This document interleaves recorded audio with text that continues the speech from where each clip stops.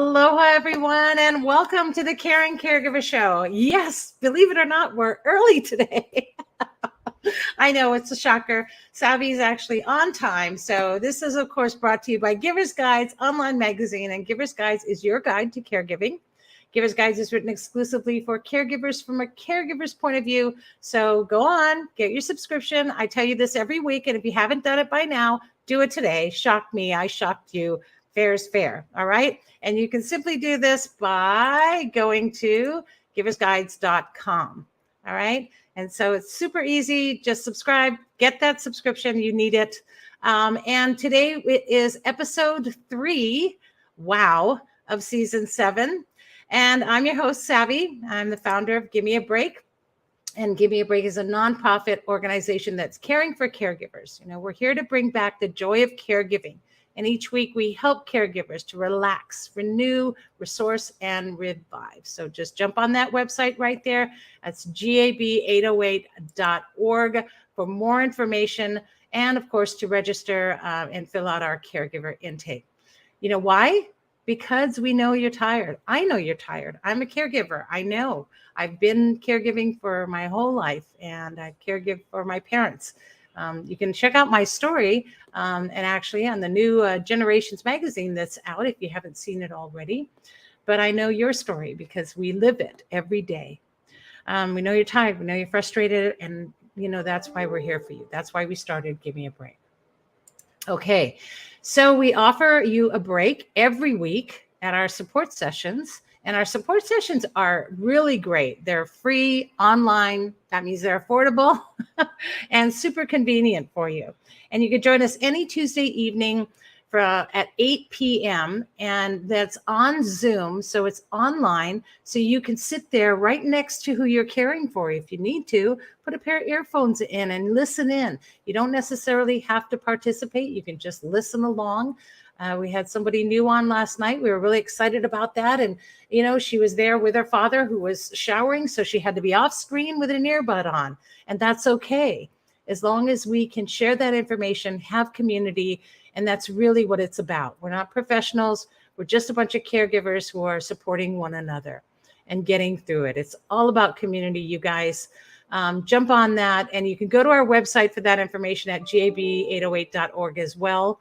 And you can even click straight onto the support session. If you scroll down that page, you'll see a button to just click onto the support session. So get that ready for any Tuesday evening. Can't make a Tuesday evening? That's okay. You can come to Windward Mall, our safe space there, at 9:00 a.m. every Saturday. And we do an in-person as well. A little different dynamic with the in-person, but really great to be able to know that there are other caregivers out there who are going through what you're going through, and just an opportunity to have community. So 8:00 p.m. Tuesday evening on Zoom, or 9:00 a.m. I'm sorry, 8:00 p.m. I did say p.m., didn't I? On Tuesday evenings, and 9:00 a.m. Saturday mornings at our Windward Mall safe space. And just come and join us. You really need that. It's our safe space because we're really there to get you through and survive caregiving. Honestly, they're life-changing. All right. Well, today, later on in our show, we're going to have an attorney. Isn't this exciting? I was telling you about this earlier in the week. And actually, he's going to speak to us about elder abuse in care homes. This is a big one, you guys. I know that a lot of you have been asking me questions for the last couple of weeks, and you've all been really excited about this. So tune in later where Martin Solomon will be talking to us, an attorney for elder abuse. And also, a surprise, we're going to be talking to Trudy Kamai, who is our Caregiver of the Year, current reigning Caregiver of the Year, who was awarded last year at our contest. So lots going on. Oh, it's also October. Halloween's right around the corner. And this year, we need to be especially safe. You know, there was drugs in candy when I was a kid. There were razor blades in candy when I was a kid. There was all that kind of stuff. It's always been around. But now with this fentanyl, I can't caution you all. Caregiving moms, make sure that you check your kids' candy. And, you know, when I was a kid, man, if I got sent out alone, I ate all my candy before I got home. And I know that happens sometime, but I think we need to be on guard a little bit more. and just really watch your kids, watch that they don't eat that candy, educate them. Knowledge is power. You know, one dose can be lethal for a kid. So also make sure that you stock up your home with Narcan. All right. You need the Narcan. You don't know what I'm talking about? Google it. You need to know. Narcan, Narcan. And that's going to help if you have any child who's overdosed. You know, you could end up with somebody at your door who's overdosing because they ate a piece of candy in their bag and they didn't know. So let's educate ourselves. Let's be aware this Halloween to please take care of one another and support all of our caregivers, even caregiving moms, who was the first caregiver we ever know. All right. We're just living in different times. So educate yourself. And of course, it's Givers Guides Online first year anniversary. So we're really excited about that with over 1,000 subscriptions. We're really happy to know that we're reaching more and more caregivers every day. Gift a subscription to a caregiver. It's an online magazine. We're lessening our carbon footprint, you guys, and it's also mobile. So the subscription can go with you anywhere on your phone. And that's the beauty of being able to read those articles, see those recipes, see the wonderful resources that are there for you right there on your phone. And you really want to get one. And remember that all proceeds from Givers Guides go to support Give Me a Break. So all profits are donated so that Give Me a Break can continue to care for caregivers. Okay, so what else? Not much else, just a reminder that your wellness matters. And I'm going to keep reminding you guys that your wellness matters because 30% of all caregivers, remember, pass before their caree. And that's a scary thing. So we want to change that statistic. We want you to make sure that you're not burning out. You're already operating in chaos. So please pay attention to those red flags, and all the more reason to subscribe, because those articles in our Givers Guides magazine are there for you, caregivers, and they're there to help you. And they're written by caregivers. Okay. And remember, as a fall special, that your first issue is absolutely free. In our support sessions, by the way, we just began a new series that's called Letting Go of Caregiver Guilt. And you may not even know that you have guilt. You may have guilt that you just keep pushing down. And believe it or not, it's affecting you and your physical condition every day. So don't forget to gab808.org, drop into one of our sessions and get connected to a community of caregivers. Because really, that's what it's about. It's about community. And together, we're going to get through it. We're going to bring back the joy of caregiving. And, you know, in caregiving, there's a lot that can happen. Sometimes we have to make a big decision about placing our caree in a home. And our guest today has information that is so needed for caregivers. And so please welcome Attorney Martin Solomon. Aloha, Martin. How are you? It's so good to have you on our show. And he actually focuses exclusively on cases of nursing home abuse and neglect. Yeah, I know it's a tough subject, but you guys, we have to face that happens. So tell us, hi, Martin, how are you? And thank you so much for being here. Well, it's my pleasure. And I don't get to say aloha very often. So aloha, Savvy. Aloha to you too. And it's a wonderful thing to have that aloha, to be able to spread that even out to where you are in Arizona. So thank you so much for making the time to be on the show today and to talk about a real sensitive subject. Yes. There comes a time when a caregiver may, because they can't provide the care that their caree needs, to have that caree transferred to a place where they can get the care that they need, a nursing home. And my law firm, Solomon and Relihan in Arizona, has been providing litigation services to families, to caregivers over the years whose loved ones have been neglected and abused in nursing homes. So I thought I'd be chatting with you today about, is there anything that can be done to lessen the possibility of neglect and abuse in a nursing home? And there are things. It takes work. but there are things. There are certain things that are beyond our control, but there are things that are within our control. And it starts with learning a little bit about the nursing home that you intend to have the carry go into, and that can be a challenge. The Center for Medicare Medicaid Services has a website. It's called Nursing Home Compare.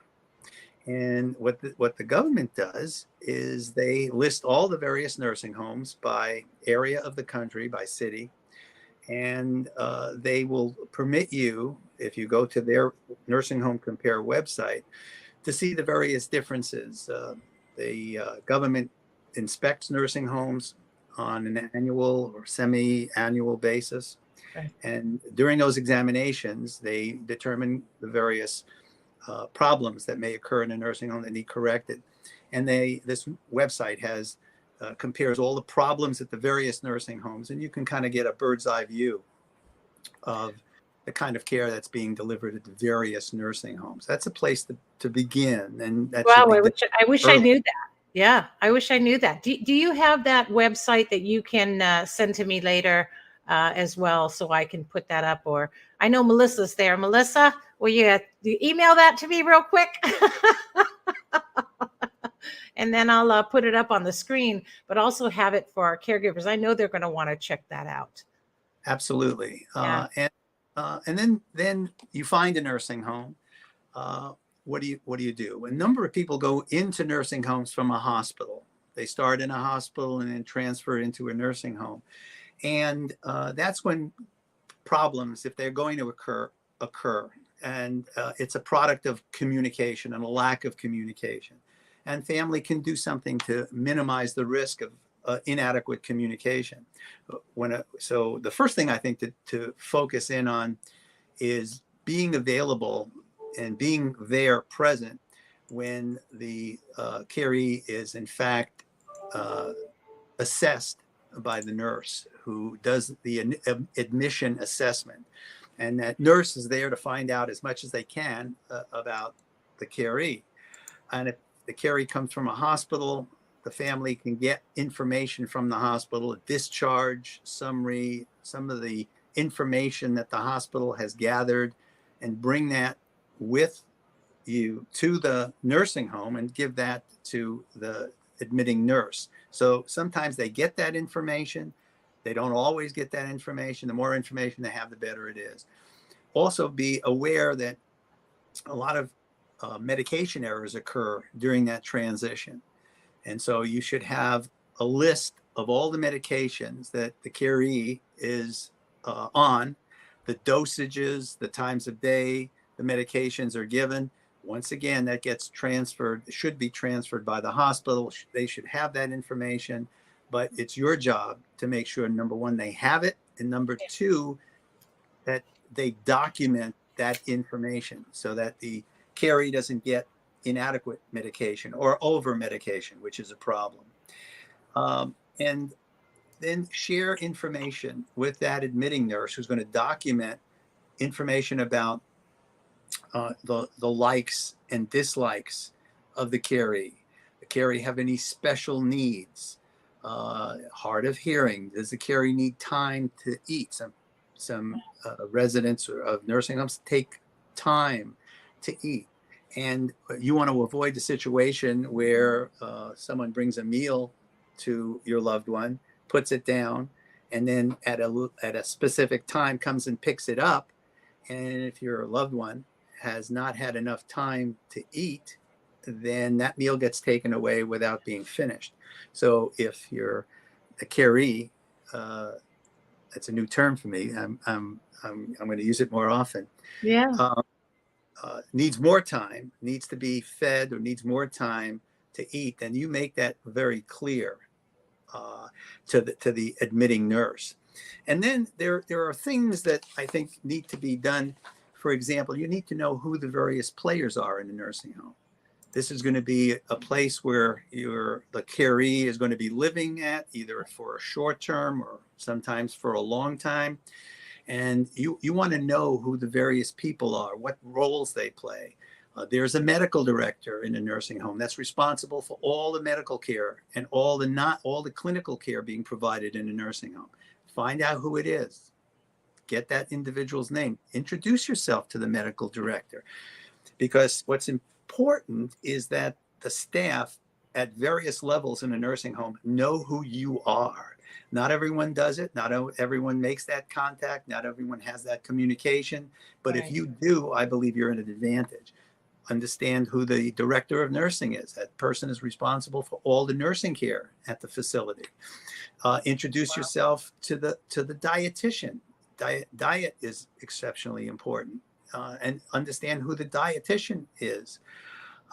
And so once you know the various players, then the next thing to do, I think, is important, is to be aware of the various parts of the care's medical chart. And I'd say, my God, that's daunting, but it isn't. There are a few documents that you should be aware of, and you have the right to have access to that chart, so you can read the various portions. All you have to do is ask. And if you want a copy of any of those portions of the chart, ask. And by federal law, they're required to give it to you.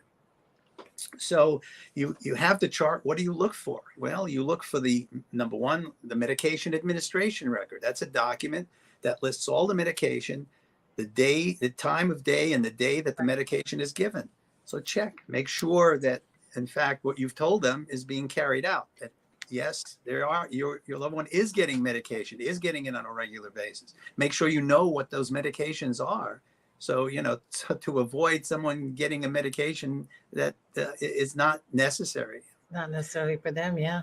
Exactly. So look at that medication administration record, and that could be done frequently, be every week, so that you're familiar with that. And after a while, you'll get to be able to read it. And if you have any questions, you go to the director of nursing. Well, this is incorrect. You have to be part of the process. Another thing is the dietary flow sheets, and that lets you know how much the caree has been eating. Are they eating 3 meals a day? Are they eating 100%? They have to document the percentage of meals. So this is another place where you could say, okay, and then, for example, make sure that the caree is weighed on a regular basis. So if the caree is weighed on a regular basis and you see that they're eating, 100%, and their weight is stable or gaining weight, then you know that in fact they're eating. But if they're not gaining weight or they're losing weight, you check that dietary records, you'll see, oh my God, they're only eating 6%. I absolutely never would have thought of any of this. This is eye-opening, that you can be proactive, that you can be actively involved. I assume, right? And I think there's a lot of caregivers out there. We're already exhausted. We don't know what we're doing. Now we're going through this. We're emotionally a mess. And who's to think that all we have to do is just ask for it? Oh, absolutely. Absolutely. And I'm blown away. Take ownership of it. I mean, the family has an important role to play in nursing home care. Be involved. Wow. A couple of other things. Nursing homes have, and by law, are required to give families access to what's called a family council or a family group. And that's going to be very important to get together with other families of residents of the nursing home. And how you do that is, first you ask the administrator, who is the general manager of a nursing home, or you ask the director of nursing, is there a family group? And if there is, then find out when they meet, get together with other family members and discuss some of the issues that they're facing and that you're facing, and hopefully find resolutions. Family groups can report problems to the facility, to the management, and they have to listen to the family groups. Now, if there isn't a family group, the best thing to do is to, when you go to visit your loved one, and preferably on a Sunday, that's when many families go visit their families at nursing homes, and go from room to room. Hi, I'm Joe's mom, I'm Joe's husband. and he's 3 rooms down. I wanted to introduce myself and get the names of Wow. other family members that are there. And so you have names and phone numbers of other family members, and then form a family group. And the facility has to make space available for you. They have to give you the privacy to talk without the management of the nursing home present. They have to listen to what you have to say. They have to come and listen to your concerns, and they have to react to them. Most people don't know they have the right to either participate or form a family group. Yeah, they don't. I know this for a fact. This is there. I would say the majority of caregivers don't know that you have the right to do these things. What an amazing revelation. I mean, if you can proactively be involved, I mean, that limits the exposure you could have to abuse, right? Not that you could still have an abuse situation. I mean, what does a caregiver do when they suspect an abuse situation? Well, the things you can look for. Um, uh, People go into nursing homes, and sometimes they, in fact, deteriorate over a period of time. But it takes a long time. It usually doesn't happen quickly. And if you see a change of condition that happens quickly, that should be a red flag.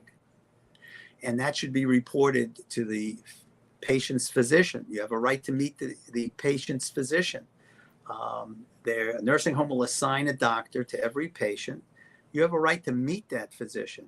And if you see a change, then contact the physician and document that change. Document what the change is, when it occurred, who you spoke with to resolve that, or find out what the underlying condition is and why there's a change. Changes don't occur quickly. So if you see a change, a loss of weight, a bruise, some behavior that is not typical, those things are warning signs. And there are usually problems occur for 2 types of residents. Actually 3 types of residents with cognitive deficits, because they can't necessarily communicate or protect themselves. Right. And residents who are bedbound have problems, and mainly those problems are with skin problems. So one of the other things that a family can do is to check the caree's skin, and I mean all over. And a female daughter can check a parent's skin. It's very important to look at, especially in bedbound patients, look at their back, look at their backside. And what happens is if a resident isn't moved and repositioned and turned, who's bedbound, they can tend to develop bed sores. And those bed sores can be deadly. So the thing to do is to make sure on a regular basis, check your loved one's skin. If you see red marks, or you see blisters, or you see some deterioration in the skin, that's a red flag. That means that they're not being turned and repositioned.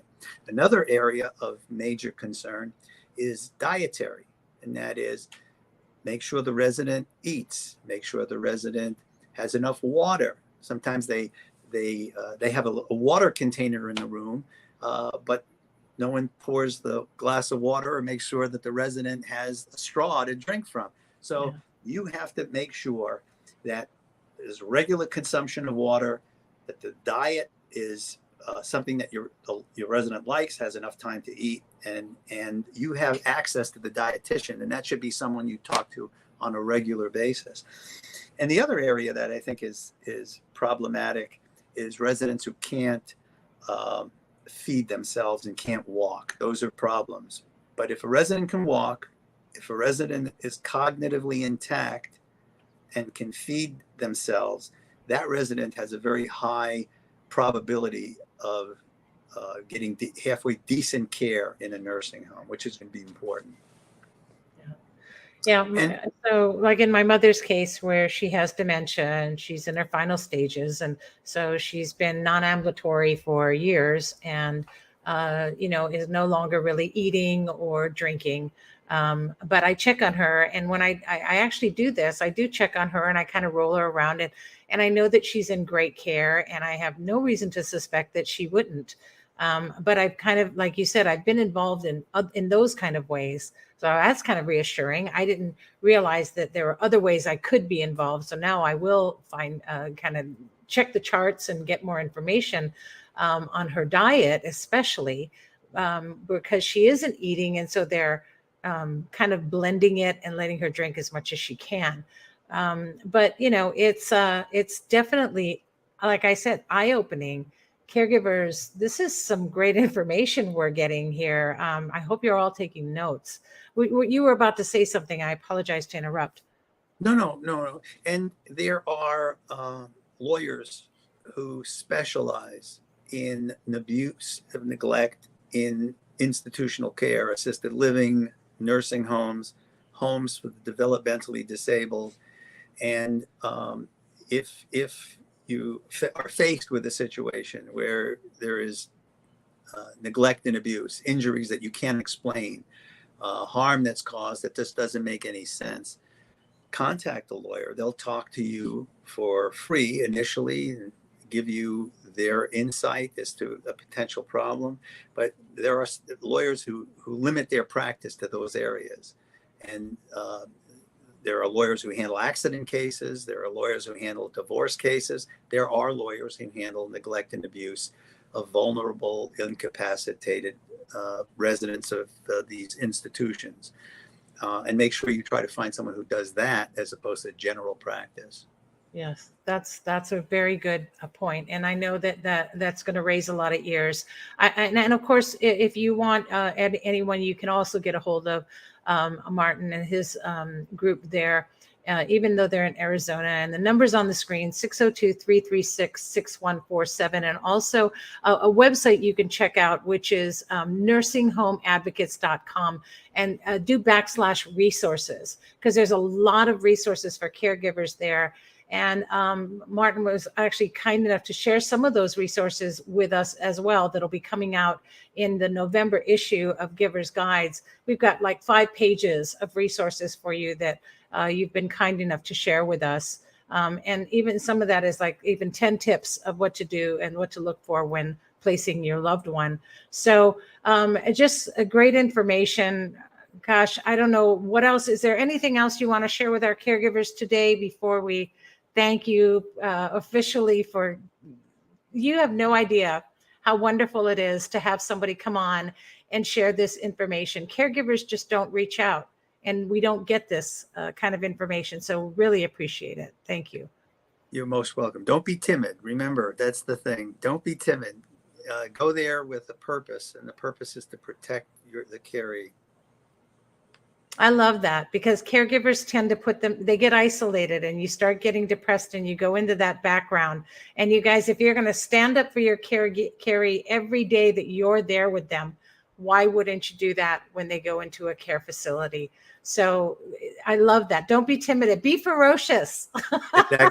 Exactly. Let that lioness come out, right? I love that. That's some great information. Thank you so much for your time today.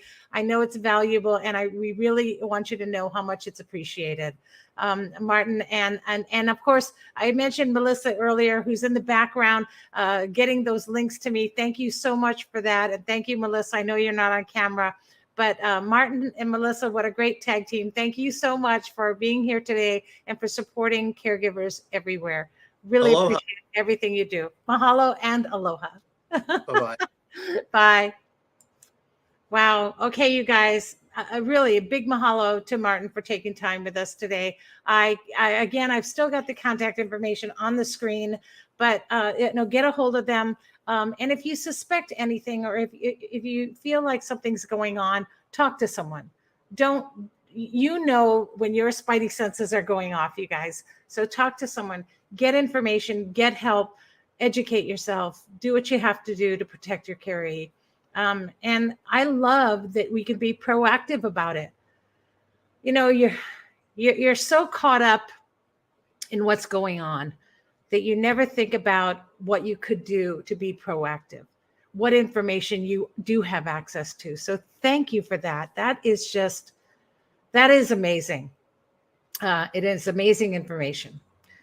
Okay. Whew, wow. I cannot even, I have to take a breath after that. That was pretty intense information. I'm glad we had that. Okay, so big question for you guys today. Have you entered the Caregiver of the Year contest this year? And if you haven't, do it now. Yeah. Why? Why do you want to do it now? I'll tell you why. Because we want to create awareness. We need to create awareness. Caregivers need support. Okay. Caregivers need to be seen, and caregivers need community. We haven't had that. And your entry will help others to heal, knowing that there's somebody else who's going through what they're going through, knowing that there's somebody just like them. They get to see that they're not alone. And you remember what it felt like. Maybe you watched our Caregiver of the Year contest last year and you saw an entry and you thought to yourself, I'm that's me. I'm going through that. Well, now you have an opportunity to share your story. And remember, your story is really only going to be a few sentences long, but it's going to be a post on Facebook that's going to make a difference and create awareness for caregivers everywhere. That's it. So enter now. All right. Do it online. Go to our website. Information's right there on the screen, gab808.org. And, you know, of course, there are prizes. Yes, of course, there are prizes. We want you to have some wonderful prizes. And all of our trusted partners help by donating these prizes. And we're so excited about that. And of course, the big event, the gala. Our gala is going to be on the 3rd of December. It's the first Saturday in December this year. And we're having it at the Waikiki Elks Club. It's going to be from 6 to 9. And it's going to be super, super awesome. We're very, very excited. But, you know, you don't have to take it from me. I actually caught up earlier with Trudy Kamai, who was our winner of last year's contest. And I want to share that with you. So give me a second while I pull that up. I'm going to actually share screen and sharing. Here we go. Hey, hi, Trudy. Aloha. It's so great to see you again. Ladies and gentlemen, presenting our current reigning Caregiver of the Year, who won our Caregiver of the Year contest in December of last year in 2021. Boy, do you believe a whole year's gone by, Trudy? It's so fast. Time goes so fast. I tell you. I know. I didn't even realize it myself when I thought I need to talk with you and get caught up. I mean, I know we've talked in tidbits here and there throughout the year, but tell me, so how has your caregiving changed? Has it changed any since you've become Caregiver of the Year? And has life been different for you? It's definitely better because I'm only caring for my mom now. And she did understand that, sometime last year, I kind of talked to her about, I think I need to find something to do, outside of my my business experience and running businesses. And I just ran across a broker that sat me down and talked to me about real estate. And I thought that it would make a good fit because I'm still caring for my mom, right? And for me to have a 9-to-5 job would be hard because, she needed something. She's my first priority, she's my top priority. And so I decided that real estate would work for me. It has been a lot of work. I didn't realize what realtors actually do. And I have a new appreciation for any realtor that is out there trying to make it. But I've learned a lot. The other thing that's very beneficial is that because I own my own home, my mom owns her own home, it's nice to know the real estate industry for personal reasons. And I actually got started in that way.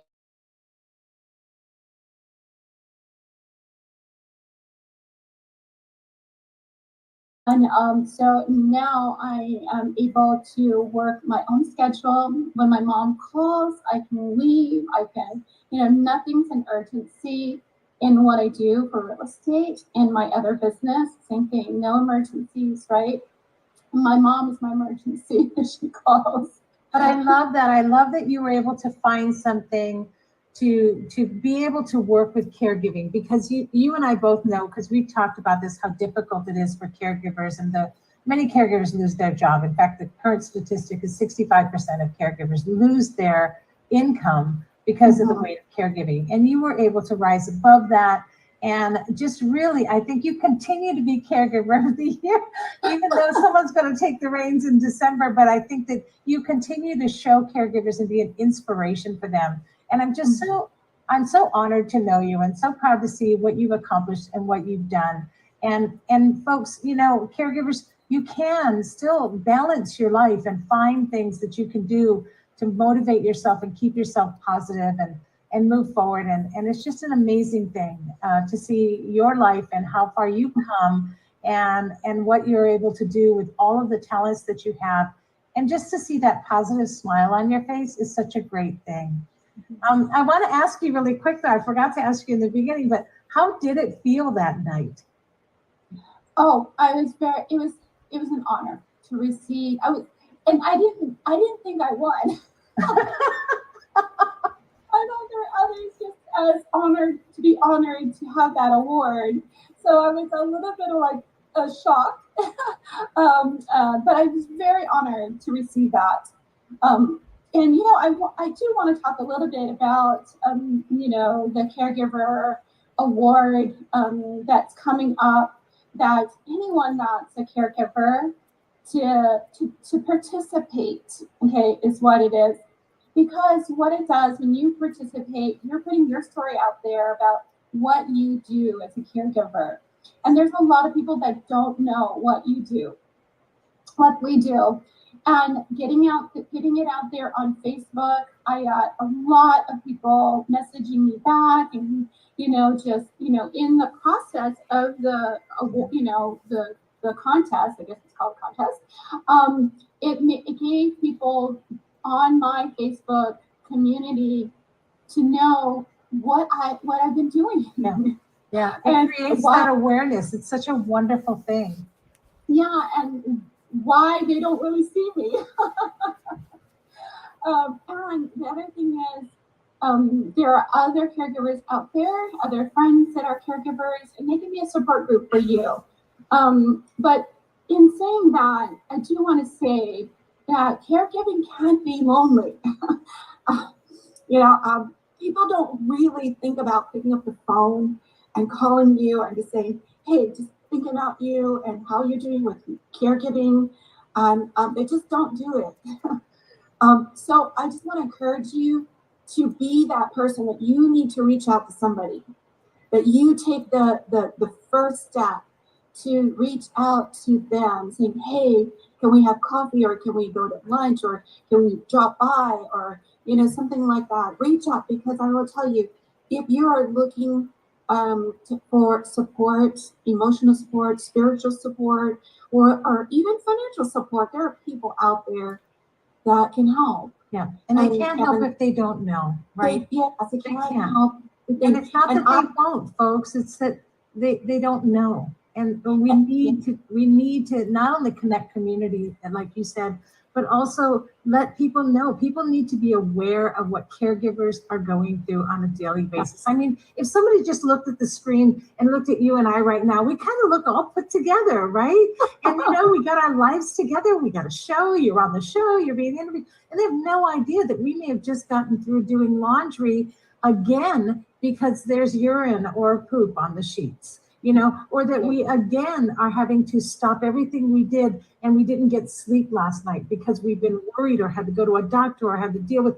And so caregivers, you may not view them as exhausted or tired, even though before the makeup we probably look like that. But reach out and find out if they need something. So creating awareness and knowing that someone's a caregiver, I mean, what a wonderful thing. And that's really what the contest is about. It's not just that you won some great prizes, which you did, right? I did. And I will tell you, I used the hotel gift card at Kahala Hotel. There was a special. I got a really good deal, and I I said, I'm going to use this gift card, and a girlfriend came with me. So we just had a really, really nice time. Yeah, we were very, very fortunate last night to have a sponsor to give an overnight hotel stay, and you were able to do that as well. And I know you got some jewelry and all kinds of wonderful gift baskets and prizes. We can't even go into it. So many gift cards.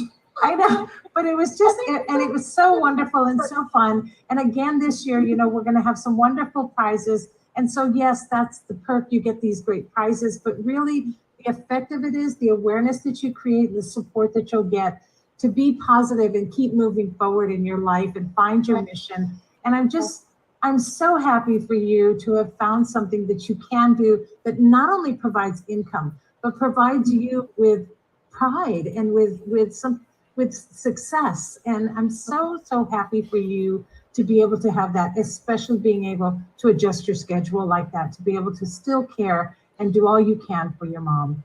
And I do want to say that, you know, reaching out is not easy. To even text someone is not easy to say you need help. It's, you know, normally us as human beings, we want to be the help, you know, but there's a point that you need help too. Okay? And a lot of times I think people don't reach out is because they don't feel worthy, or they're bothering somebody, or, you know, people are too busy. You know what? People are busy in what they want to do. Okay. So yes, people are busy, but you know, if you need help and they're a friend of yours, of course they're going to make time for you. Okay. And if anything, there's always people at Give Me a Break, Savvy. You know, there's always a group here. And you know, I think it was like probably 2 years ago, probably now. I bumped into Savvy and Melanie, and that's exactly what I needed at that time, at that moment, coming, you know, right, not quite out of the pandemic, we're still wearing the masks, and I just needed connection. And it was amazing how you connected with us that day. It was just amazing. It was so meant to be. And I really feel that every person that walks in to Give Me a Break to our space now is in Woodward Mall. But this was back in Ohana holidays. But anyone that walks into our space and anyone that comes in and even stumbles onto it, not even planning it, it's so meant to be. I feel like people are directed to us. Every caregiver that we touch is for a reason. And we become your community, and we become anything we can to help support you and guide you through life. And knowing that we're still connected even after this time. And I just adore you, and I just know that everything's not easy, and know that we are here, you know, and I can tell you that I get busy too, even with what I'm doing, and I'm still caregiving as well. But I know that if somebody called me and said, Savvy, I need a minute, I need time, I need help, I would stop everything I'm doing. And just like you, I know you would too, and drop everything we're doing, because we're a community and we're here for each other. And that's the thing. If we can all hold hands, we're going to make that difference for every caregiver. Right. And I encourage you to build a team around you. You know, caregivers need a team around them. You know, if it's a spiritual friendship, or an emotional friendship, or, you know, or just someone to talk to, a listening ear. I often will text people, hey, today it's been a tough day. Can you pray for me? You know, I'm going to be doing this, or my mom's having a problem. You know, can you pray for her? You know, so I do have those teams of people that I can send a quick text, you know, and it's important. I think it really helps, you know, that you have people, you know, lifting you up, encouraging you, and just being there for you. But you gotta take the first step. And so I did. That's why I'm where I am, and and I don't have it all together. I'm still running quick and fast. I know. I'm going forward, you know, and sometimes I fall forward. And it's okay, because you can just get back up and you're still going forward. You know? And if you fall backwards, well, that's okay. That's why you have friends to get you up and keep you going. You know, so, you know, we all do that. But But in that process, if you're looking for solutions and you're looking for what will help you in whatever it is that you need in your life, okay, there's going to be someone, God will send someone to help you, you know? And so do take some time to write down. I still like paper and pen, and although I can do the techie stuff, but there's something about writing things down on paper and then looking at it and seeing it, maybe reading back to you, or, you know, and writing down things that you need, things that, you know, you're missing in your life. You know, one time I wrote, I just need to start telling myself I'm happy because I wasn't happy. I was like miserable, you know, and even thinking like, what does happiness feel like? Because you know, caregiving can be, it's draining. It's emotionally draining. You know, we do it because we love our loved ones, and it's a responsibility. But I've learned to start finding joy in it and accepting my responsibility. That's part of the process. That's going to help you move on and move forward. Is accepting where you're at, and but knowing that you don't have to stay there. You know, you can make progress in this stage of your life. And if people are doing it, like if I can do it, you can do it, you know? And yes, I would love to excel in my business and my real estate business a lot faster. You know, I feel like I'm on this, and I told my broker in charge one time, I was thinking, I feel like I'm just too slow. I'm just procrastinating. I just aren't fast enough, you know, to follow up, you know, with different people, customers that are calling me to get them to be clients of mine. And she said, no, don't beat yourself up. You do not know the circumstances on the other side. So you're, you know, you may thought you could get that client, but you know, you don't know what the other side looks like, you know. And you know, she really helped me a lot too. She's very encouraging, and that's why I picked her. She's a lot like you, Sally.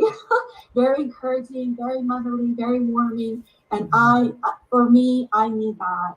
And so that's why I picked that company to work with and hang my license with, because the whole entire company, the culture is very similar to Give Me a Break. Well, I'm going to tell you that I really believe that all things happen for a reason, and we're guided to where we have to go. And I believe you were guided to this, because I just see the light in your eyes again. And I haven't seen that in quite some time. So that's a wonderful thing. I'm super, super happy for you. And we're running out of time today, but thank you so much for sharing a moment with us and sharing that knowledge with us. And of course, your heart. I can't tell you how much I appreciate you having that heart, not just for what you're doing in your caregiving, but for other caregivers as well. So thank you for that. You've been an exceptional caregiver of the year. And I look forward to you coming to our gala this year and hopefully sharing that with the newly crowned caregiver of the year, and being able to continue this so that we can always be creating that awareness. So thank you so much, Trudy. Thank you for your time today. You're welcome. Just love you. Love you. That was awesome. It was so great to reconnect with her.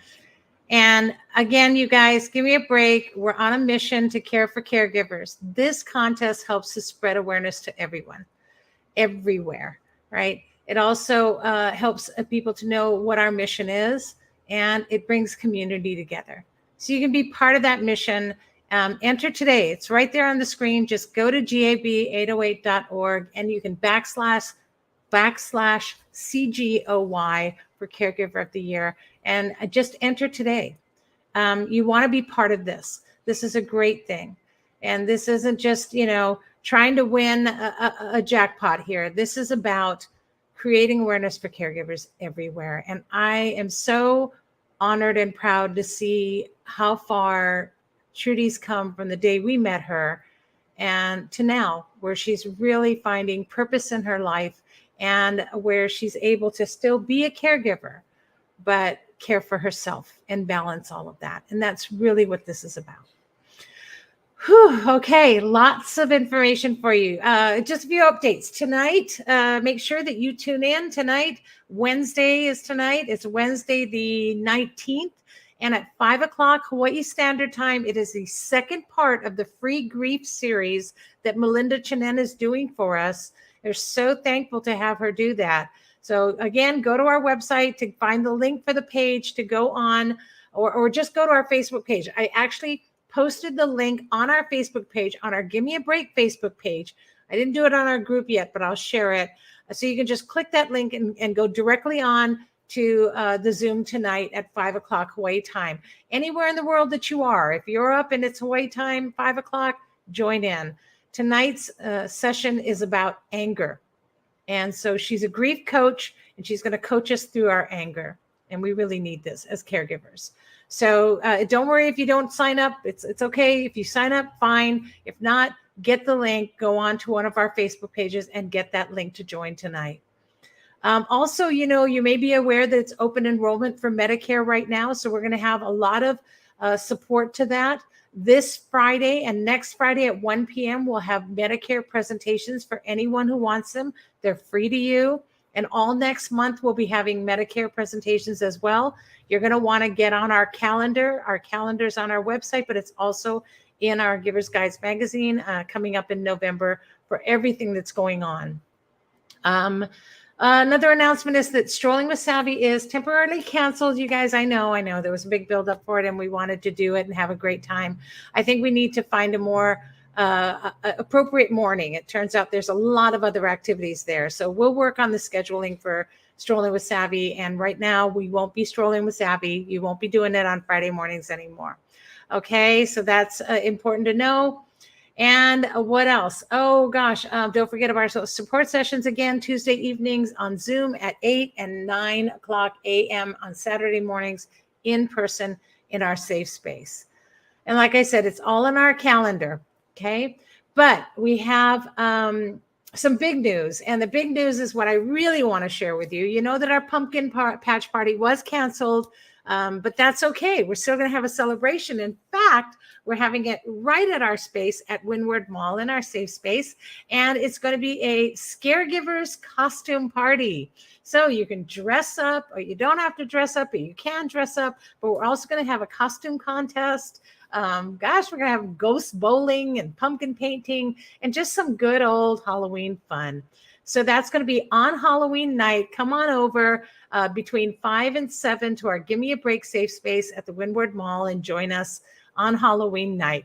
You know, with all the things that are going on and what I talked about earlier about candy and the fentanyl and all of that, the mall is kind of a safe space. And they're going to be trick-or-treating throughout the mall anyway. There's going to be all kinds of activities going on. So you may want to just plan to come and do that. It's a safe place to bring your kids, and we're going to have a lot going on. So come by and see us as well. So I hope to see you. It'll be a fun time this Halloween and end the month in a great way for caregivers. And, bring your carry along. Dress them up. Have some fun. Even if you just put the doingy things on and a little headband, it'll be fun. So we all need to do that more and more. And then next week, we're going to have Mark Chestnut, who's a travel journalist and author of Prepare for Departure. It's a journey about the grief and caring for his aging mother. And he's really a great person. And I'm really excited to have him on the show and talk about this book because I think it's one that you'll all enjoy as well. Don't miss it. Tune in next week. And remember to breathe. Okay. Here's hoping that you're finding more joy in caregiving every week. And we'll see you next week and every Wednesday live at noon on Facebook, right here on YouTube. And of course, you can always check us out on podcast, on Spotify, Apple, or any platform that you use. Just search Caring Caregiver Show or go to our website, thecaringcaregivershow.com. All right, tune in again. See you next week. This is where sharing is caring because it's who we are and what we do. And I hope you all have a wonderful week of caregiving and support one another. Okay. Mahalo everyone for tuning in. See you all next week. Aloha.